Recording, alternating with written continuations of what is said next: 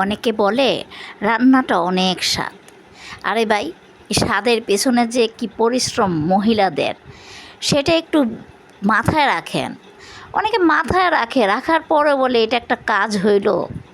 যাই হোক, কাজ হইলো আর না হইলো আমার মাথায় ব্যথা দরকার নাই। আমি এখন রাত 1:30 বাজে প্রায়, আমি হাঁস নিয়ে বসছি।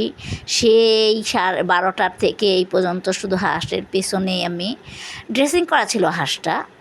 তো এটাকে সুন্দর করে তারপরও অনেকক্ষণ বাছাবাছি করে এটাকে চুলায় জলসে নেওয়া হয়েছে। জলসে নেওয়ার পর এখন কাটাকাটি করতেছি। কাটাকাটি করার পর এটা আলহামদুলিল্লাহ, এটা মনে হয় কালকে সকালে আমার ভাগ্যে হবে। যাই হোক, মনের মানুষের জন্য, ভালোবাসার মানুষের জন্য কত পরিশ্রম করতে হয় এটা অনেকেই বুঝতে চায় না।